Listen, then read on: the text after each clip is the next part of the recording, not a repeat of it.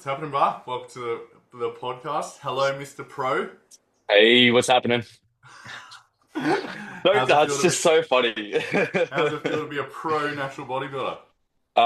Yeah, look, I don't know. I guess I'm still sort of soaking it in. I think there's just more goals ahead that we kind of already had set in mind. So, walking away with the pro card over the weekend wasn't really the plan.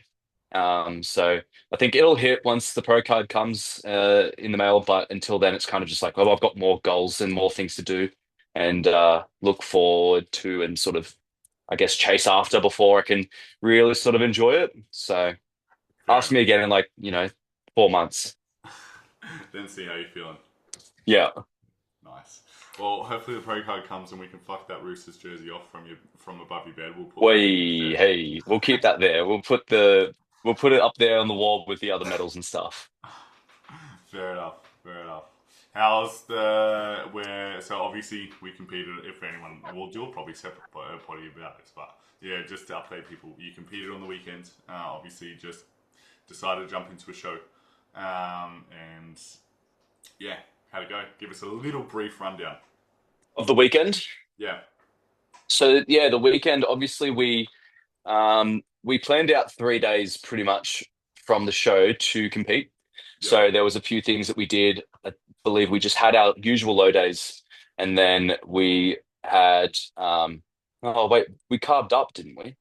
We had pretty much 3 high days rolling into the show. Yeah, and that was essentially just after Bali. I did get Bali belly, and then came back and on the back end of it, so kind of was like a bit more regulated.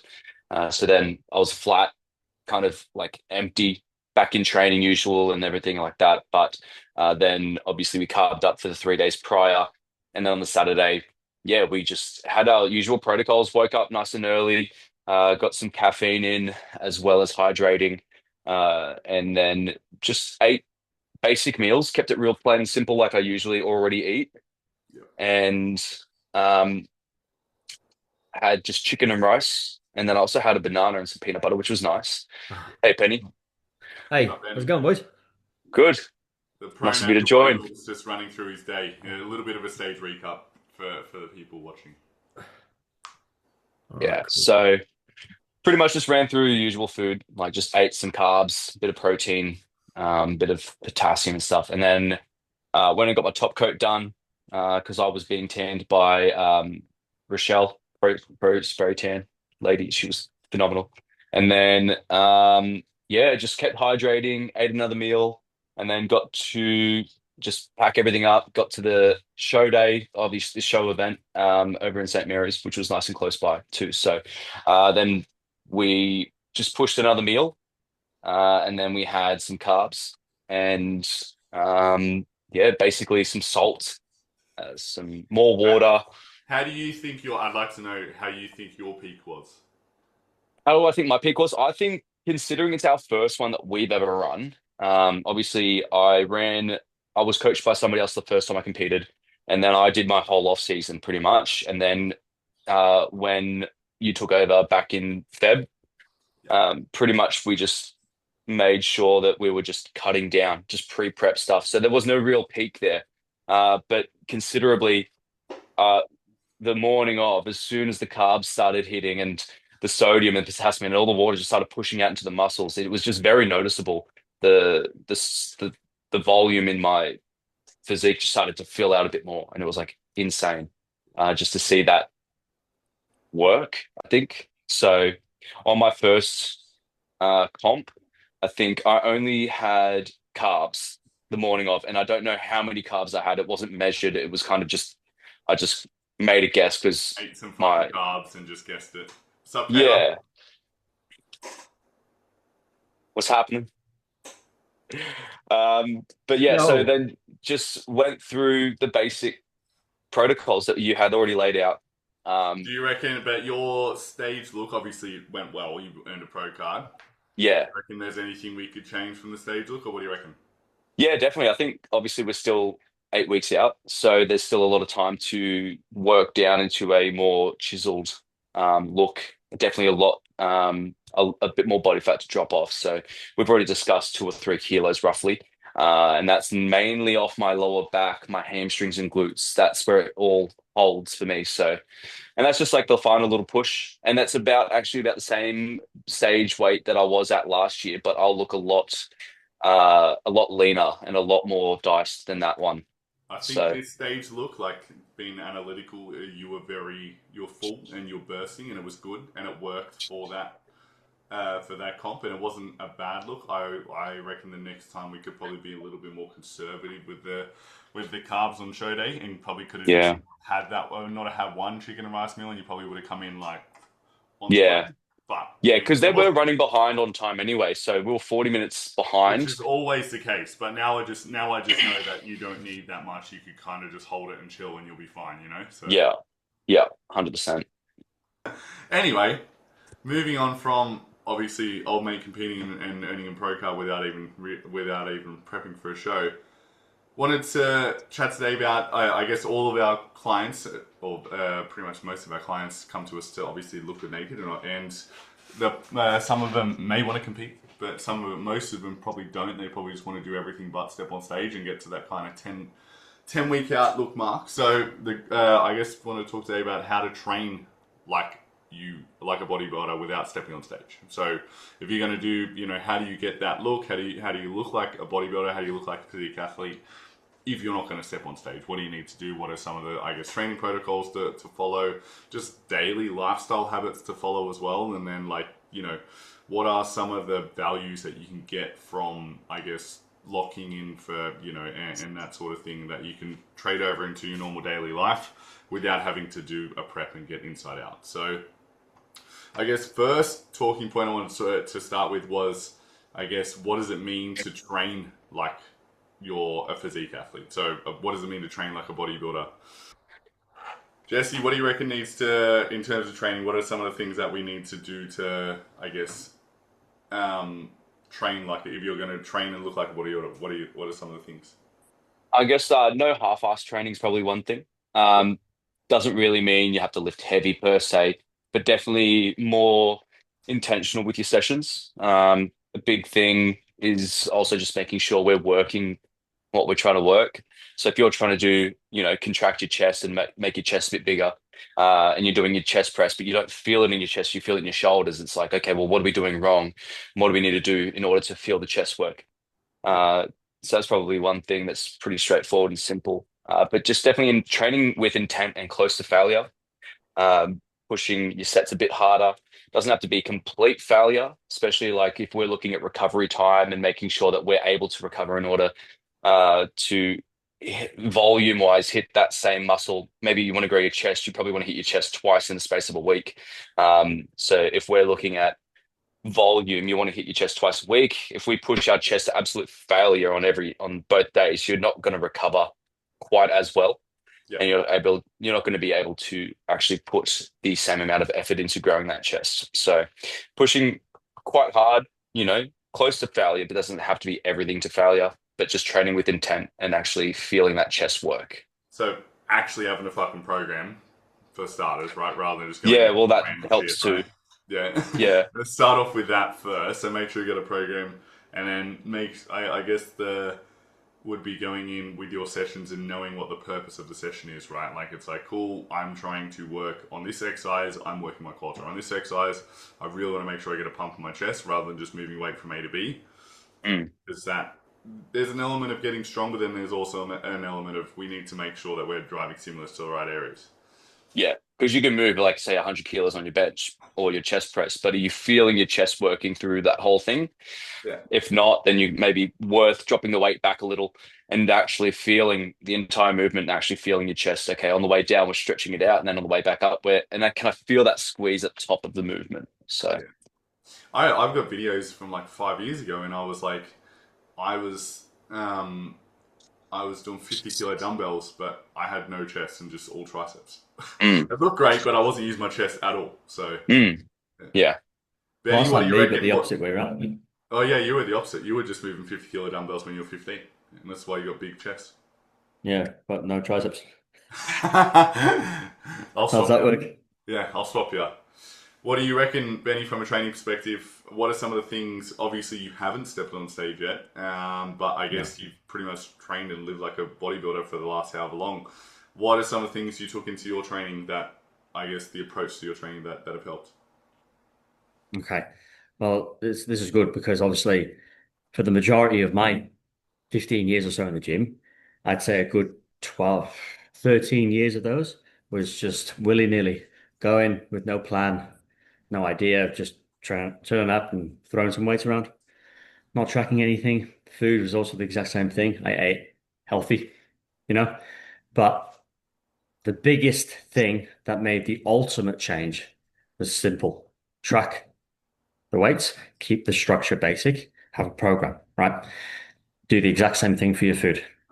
Yeah, And at first, it's going to feel like it's a chore or whatever. And you're doing it to achieve something, and then you question, well, do I really want to do it for that? But then eventually, I feel like it just sort of slots in place. And then next thing you know, it's become the new normal. So now you don't see it that way. You're automatically getting up and having oats for breakfast again. You're automatically training at this time again. It's just these good habits, they fall into place. And then, yeah, making that was the progress. biggest. Actually, Yeah, you start to track your data because you want to track like your weights because that's like a dopamine hit, and then you're progressing forward, right? exactly right. Exactly right. For me, it was like, it was never a thought of, I want to do it properly because I want to step on stage. That wasn't the first thought for me. It was, I want to do it properly because I feel like I've been wasting my time for so long and I have not changed. I've gotten so far and I've hit this plateau and I've pretty much been on this plateau for a number of years. Yeah, And it's like, when you figure out that there's people that can help you do that, exactly that, and you humble yourself enough, because I think for us blokes, it takes a big hit to our ego to ask for help there, yeah. most of us. Um, but yeah, it's the biggest thing biggest difference Mm. you'll ever see is by actually taking that step and doing that. And I did it for what, it's only now I've decided like, okay, I'm actually going to do it. We're actually going to go and take this to the next level and present this on stage. But the last, what, 2 years, it's just been Just having grind fun, muscle living the and life have of a fun, look bodybuilder, good. trying to Yeah, grow a physique past my plateaus, which we've done. So, nice. Kayla, what do you reckon if you one of your girlies doesn't wants the bikini body but doesn't actually want to step on stage? What are some of the training things that they need to implement? Um, Honestly, like the biggest thing I learned was consistency and I guess discipline goes a lot further than motivation ever will. Motivation is hmm fleeting. There's going to be days where you just couldn't be asked to go to the gym, and those are the days that matter the most. Mm. Turning up on, the times when you just don't really want to, they are the days that make the biggest impact, of and course. they help you, in the coming days then as well, because you've got that, sense of pride in yourself as well for turning up when hmm you didn't feel like it. So, Yeah. like a specific time, I'm gonna generalize. Do you think around there's? Do you think it's easy for a female to around the cycle when that's all happening to kind of take a step back and pull back on training? What do you reckon Yeah, around? absolutely. Yeah.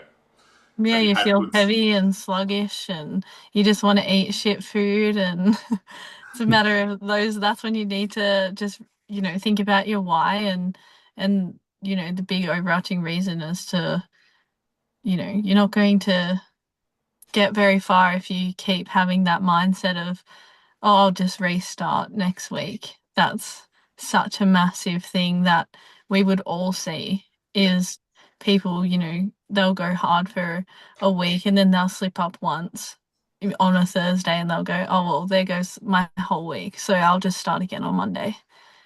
100%. Even on the, I know we've spoken about this a fair bit, so I won't harp on it. But like, if you were to do that every month, like where there's a week out of every month where you felt like shit, and then you didn't train or you kind of didn't just did whatever you wanted to do in the gym and then left. That's literally like, if you think about it, that's 12 weeks out of a year that you're not making progress. Three Mm. That's months. yeah, that's literally 3 months of the year, a quarter of the year that you've just left in the in the bin, and then that's not taking into account other weeks and times where you aren't able to train and holidays and all that sort of stuff. So effectively, you've just lost a quarter of the year of progress. Mhm. Yeah. So I think some of those times is just because you feel like shit doesn't mean you are shit, and I'm sure we obviously can't talk about it, Kayla, but I'm sure you probably had some ripper sessions or actually hit some PBs when you felt like shit as well, right? Yeah, absolutely. Cool. So discipline over motivation, I like it.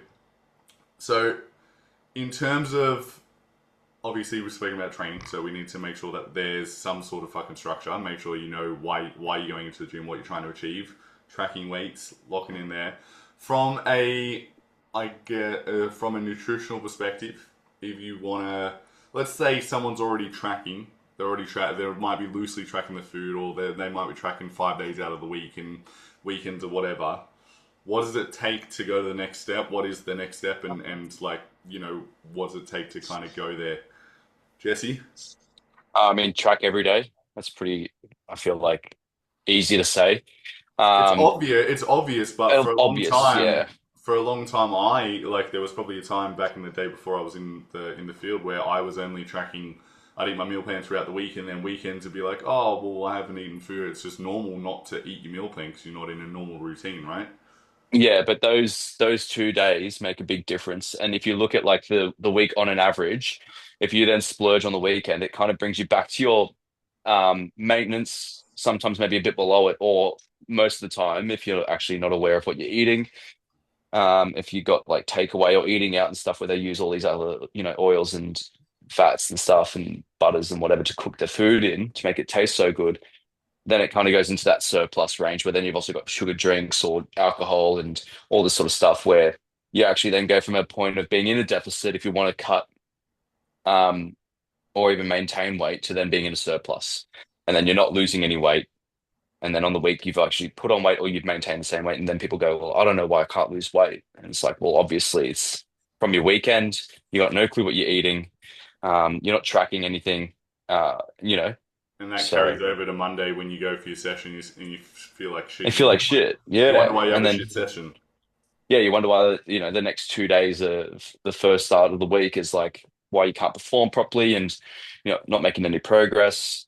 And then it leads into everything else with outside of the gym as well. So, Yeah, Yeah, that's right. 100%. What do you reckon, Ben? Nutritionally? Yeah, yeah, I think Jesse pretty much summarized everything there, but I think I'll just add the fact that like where people do that, they say they're good Monday, good Tuesday, and then Wednesday something happens, right? And then they go, right, well, I've slipped up. There's no point now. I'll start fresh Monday, and they let loose. It's important to also understand like you're gonna make mistakes. Things are gonna happen. It's just very important that we just get straight back into routine. That we go control the controllables. Right, okay, I've done what I've done. I realized that weight didn't shift because I had a few beers Saturday night. It's Sunday, whatever, right? Sunday you had a pizza because you were hungover. And Monday, you're like, right, okay, now I need to start fresh again. Don't let it, once you've made the slip up, don't go, all right, well, give up. Just get straight back up on that horse Yeah, and yeah, eventually it'll click. You'll start falling into routine. It's just trial and error. yeah, So it's important to not kick yourself in the ass too much, I guess. That's what I'm trying to say. 100%. Just make the make the routine the normal, right? And then outside Yeah, of yeah. I it, mean, just track. if we're talking training for like training sort of like a bodybuilder, but not for stage purposes, Yeah, it's okay.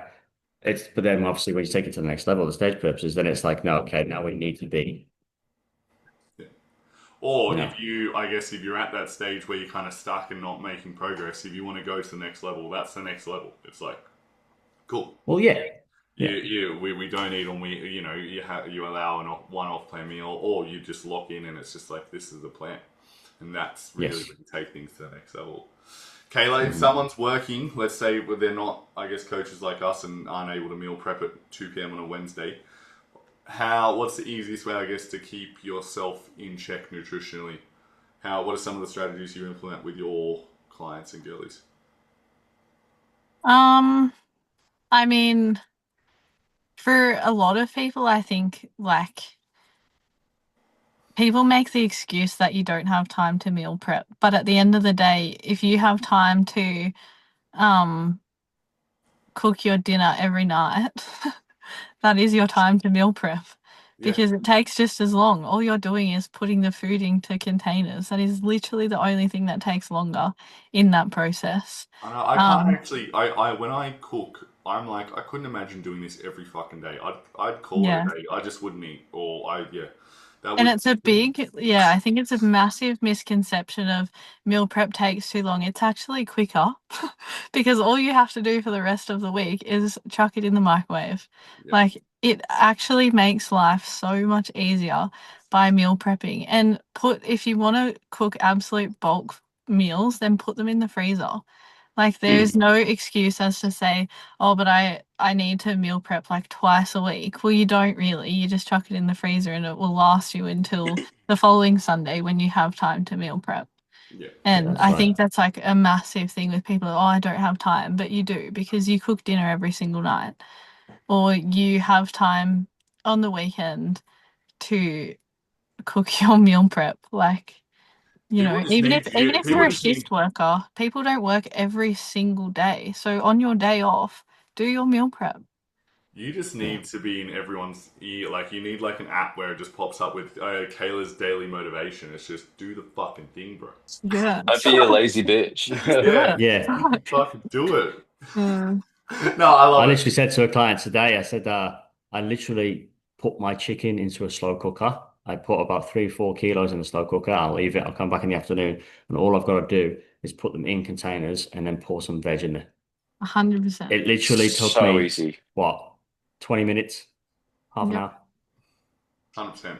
My favorite thing is my oats. I've been making it overnight, and even though it doesn't seem like much to pour oats in a thing and whatever, when you trust me, when you have a little one and you literally only have 10 minutes to eat your food because then you got to look after her or whatever, or you got other family commitments or get to work at that extra 10 to 15 minutes of pouring the oats, cook the oats, that sort of thing. That saves you a lot of time through it in your daily routine. So prep as much as you possibly can so that you can make sure it gives you enough time, throughout the day, and you'll find you actually get a lot more time back. Yeah, as Mhm. they say, failing to prepare is preparing to fail. Fucking oats, Exactly right. 100%. And I think a big thing is if, as you said, Rhys, this is not a case of just your average person going to the gym trying to live a healthy lifestyle. This is someone chasing a physique, a bodybuilding physique, regardless of whether you want to step on stage or not. It requires a next level of discipline, and you have to be willing to do that. So you can't have those excuses. You have to find ways around those little things if You you have want to to level push your up. body to the next level.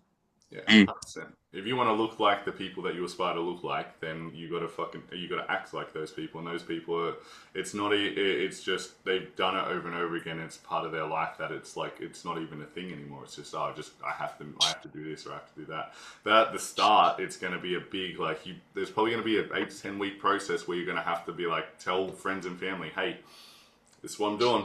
Don't hate me. This is what I'm doing. I don't hate you because I don't eat food. It's just I've just got to lock in and I've got to make this part of my life.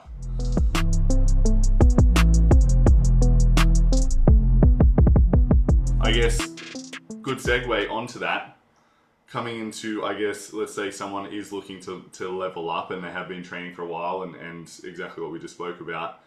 How do we all navigate some of the social and I guess family backlash that you might have from having to lock in? So let's say you got a family night. Nan's cooked dinner. She's made sausages and mashed potato with butter and milk and all that sort of stuff. Well, what do you say? How are you navigating that, and what do you say? And how do you navigate that to I guess make it so you're not the worst person in the family? Jesse? Um, I don't know. I feel it's a lot easier now. Honestly, I think the first time that I was looking to compete, and I told my parents like, oh, I can't eat, just anything. I have to eat this, this, and this.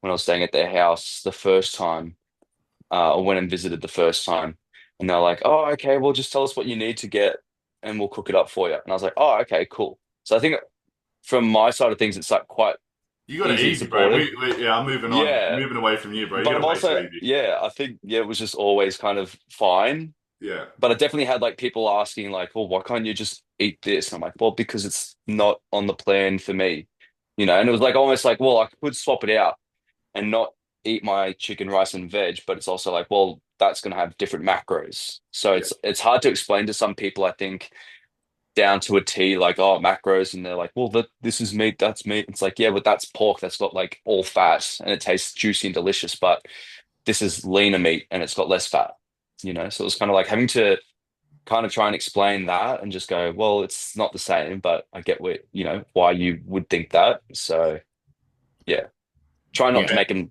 feel like they're an idiot, but also, Yeah, no. do you know what I Yeah, mean? no, but Like you gotta you're come to not, an understanding. yeah, it's like, it's not you. It's literally just like, it's my decision. Like, and this is where I Yeah, stand on it. And actually just yeah. having the, you know, I guess, you know, the discipline to stand there and just go, yeah, it's not anything to do with you. This is purely a me thing. And like, that's that. Not coming Mhm. across rude, but just going, if I, you know, don't stick to this, then I'm not sticking to my goals. And that's something that I really want. So Yeah.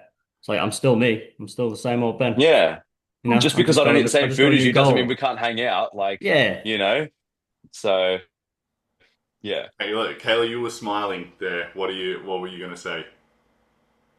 I definitely didn't necessarily have the same reaction that Jesse was blessed with. Cool. I'm glad that we're on the same because I copped it as well.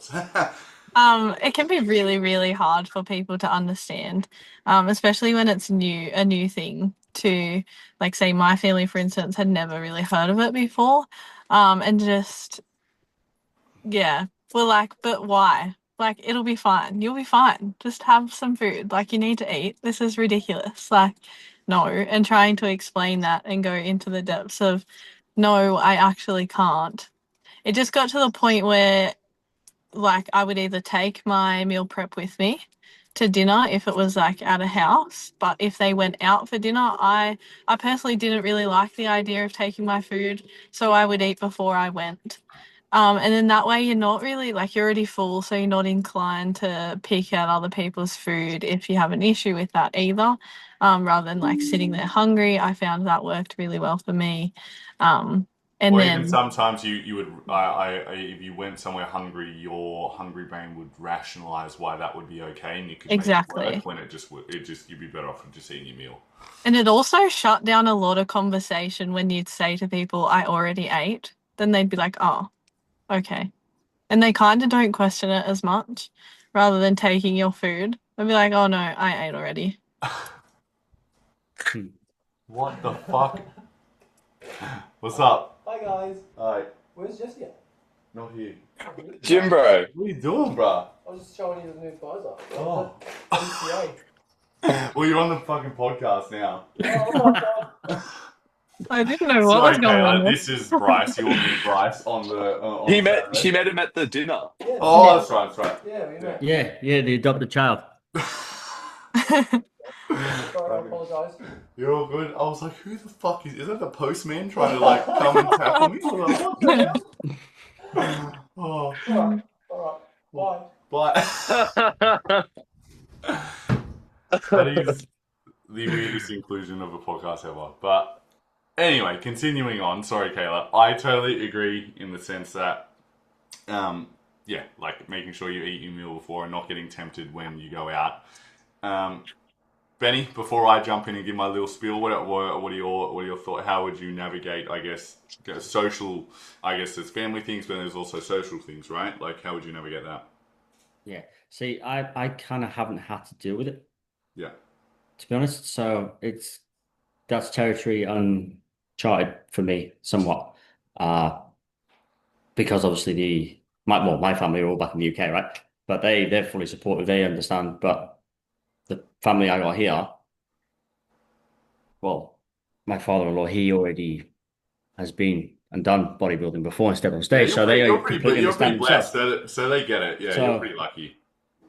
and obviously the circle of my tribe, you lot, Monoran community, and the surrounding friends, they're all in the same boat. Like we're all gym heads, so I'm quite blessed in that sense, I guess. Yeah. Well, I will back Kayla up in saying that I certainly copped it a fair bit from family. I still cop it from family, but I don't really care. Um, and then I kind of copped it a little bit socially as well. Not that I copped it, I just stopped getting invited out to things because I knew that I wouldn't drink or I wouldn't do certain things or I wouldn't eat. So I wouldn't always get invited out, which is fine. Like I was fine with it, I understand. But I still could have gone and done stuff and still hung out just without doing the thing. So I did get the invite stopped kind of rolling through and that sort of thing. And it is what it is. Like it's fine. That's the decision you make. But I think the biggest thing to help people to navigate it is just to explain to the person asking why it's important to you, and that it's not that the food is just the food for people is just the chance to get people together. It's like they're not inviting you out to go eat food. They're inviting you out because they want to spend time with you and they want to be with you. So explaining, I guess, explaining to them that you not eating the same food as them doesn't take away from the fact that you can still be there and have a good time. Like it's about the time, not about what you put in your mouth. You know. So I think that's the hardest thing, especially in society now. But yeah. All different aspects, which is good, but something that you definitely have to I guess, navigate if you do want to lock in. I guess talking about mindset and going a little bit deeper into, I guess, certain things and taking it to the next step. What are some of the mindset traits that you'll have to adopt if you do want to, I guess, create a really good physique, especially as a natural athlete? I guess to give one little, I guess, taster there, I would say the biggest thing is enjoying the process has to be enjoyable, right? And because it's going to be putting on muscle or building or losing body fat as a natural person is fucking slow, and it is a very tedious thing. And if you don't enjoy doing the thing, then it's going to be a pretty big grind for you because you're going to be waiting a long time for instant gratification.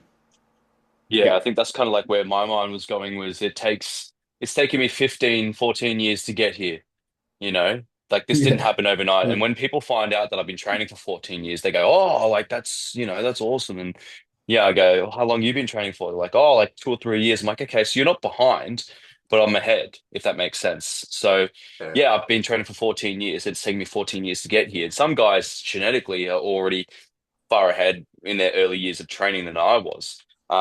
So I think as long as they understand the concept that it's going to take a long time, especially naturally, to get to where they might want to get in the end, then if they understand that and they accept that and that's okay, then okay, cool. Like otherwise, if they're happy with just getting a bit shredded and whatever for summer, then it's not that hard, but it also does still take time, you know? Yeah. Yeah, I guess it's if you think of it like depositing $5 a day for years on end. Of course, someone who's been doing it for 15 years is going to have a lot more in their bank account than someone who's only doing it for 2 or 3, which I Yeah. think is a hard thing for people to grasp. Whereas even myself, I was kind of overweight and stuff, but I was weight training since I was I was getting taken into the gym with my dad when I was 12 or 13, on the weekends, or doing bicep curls in the garage or just random shit like that. Yeah. So even that sort of stuff, has kind of built up.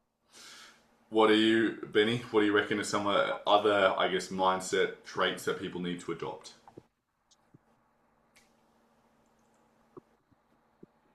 To be honest with you, man, the only one that comes to mind is the fact that you got to enjoy it. Yeah. I can't really see any other way, because you're not going to continue it if you don't enjoy it. So you're never If going to you go like, anywhere. yeah, if you like CrossFit and you want to, build that physique in a certain way, it's like, well, then if you don't enjoy doing hypertrophy training or something specific like that, you want to keep doing Well, CrossFit. yeah. And don't coach with one arm. No, I'm kidding. I'm kidding. I'm I kidding. just don't know how to teach CrossFit. But you know what? Do you know what? To be fair, almost 9 out of 10 people who try the gym end up sticking with the gym in some shape or form. Yeah, you know have what I to mean? enjoy it for the mental side of things and the release that you get on the daily, and then day by day, week by week, eventually I got a post coming out about this on socials. It's you're not going to the gym to build muscle. You're going to the gym for the mental release, and then the muscle's just the byproduct. Mm. And then all of a sudden you're like, oh yeah, I guess I've got some muscle because I just been doing a thing because I like it. It's not like going to the gym is like I have to do this, like going and studying or whatever. It's you're going because you want to, and then the muscle is the byproduct of the Yes. reason why you're actually going. What do you reckon, Kayla? I think it's really fucking hard, to be honest. I think it sucks and it's Yeah. really hard and it's not enjoyable at all. But dude, And I hated every fucking second of it, but I still want to do it again because, yes, the result, like the discipline and the, I guess, respect you gain for yourself is massive. That's one massive thing is you need to have respect for yourself and understanding as to why you're doing it. And you have to, I think a big mindset thing is being prepared for the hard days. Yeah. Like there is inevitably going to be really, really hard days. Like, and I think being ready for those and knowing that they're on the horizon really, really helps because otherwise you kind of spiral. It's very easy to spiral when you're already like your fats are super low, you're tired, you're training heaps. It's really easy to spiral. So knowing that those feelings are completely normal, Yeah. I think really helps in the So- process. lean into the hard, right? Like you say it sucked, but there's probably a part of you that enjoyed the suck, right? Yeah, for sure. So, Like you have to go through those things to achieve the result you want. And you do even in life. Like yeah. every Yeah. single thing you do in life has hard moments, but they make that end result and those moments you've been working for so much like better. Of course. Everyone enjoys hard work, whether they admit it or not. It's because rewards only ever come from hard work, right? Yeah. 100%. So whether the process was hard and it sucked, you were like, okay, well, it was good because this is what I got. Yeah. You And have to that be a goes- little bit insane to go through bodybuilding prep. I Ah, of think. course. But it goes both ways, right? Whether like obviously there's the cutting side of things where you're gonna be hungry and be tired or whatever, but then there's the other side of things where if you want to build some muscle, and there's been tons of times where I'm sure we've all no one wants to do a Bulgarian split squat, no one wants to stack 5 plates on the hack squat, no one wants to go and rip and tear into a chest supporter row knowing you're going to be gassed afterwards, but you have to do it. Like it's just you got to lean into that and be like, I don't want to do this, but it's got to be done. And Or also like eating your 5th meal of chicken and rice for the day and you're so sick of eating and you just don't want to eat anymore, but you have to get the food in. Like this Jesse's is like, just Kayla's I wish- vent session at the moment, isn't it? It's just Kayla's diary.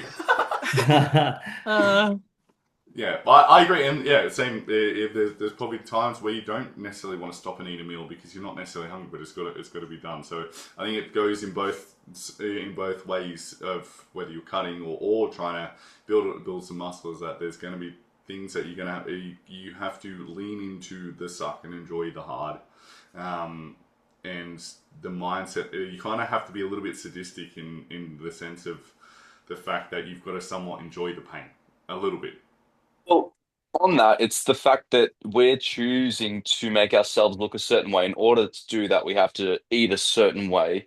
So it's almost like, yeah, like yesterday, Rhys, you got the first hand of me being tired and hungry.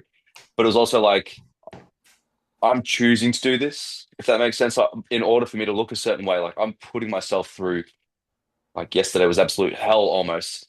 But it's like, okay, like at what point is like, it's like I complain, but like how much is like, okay, I'm choosing to do this. So at some point it's like, oh, okay, just suck it up.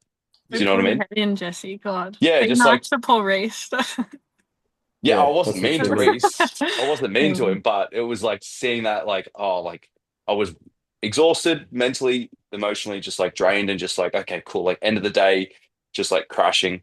And yeah, it was just a matter of, okay, like quit complaining. You're hungry, sure, but like that's it. You're hungry.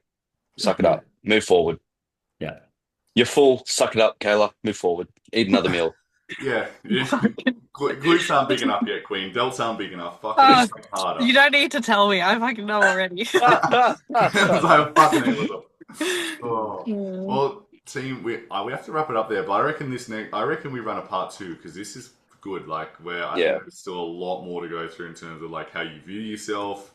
Like there are a ton of other things that what happens once you reach the goal. Like there's tons more things to talk about. And I think it's a really good topic. But yeah, I think it was good. For anyone that will be watching this, and you come to this will come out after the 1 hour photo shoot became. Thank you for coming. If you haven't, if you saw things about the photo shoot or you've seen things about us online and you're interested in coaching, head to the 1 hour Instagram and head to our website and apply there. But thanks for coming, team. Rock on, train hard, and yeah, lock on in. We got the photo shoot on Saturday. Let's go. Hell yeah, let's go. Thanks, guys. Let's go. Okay, let's go.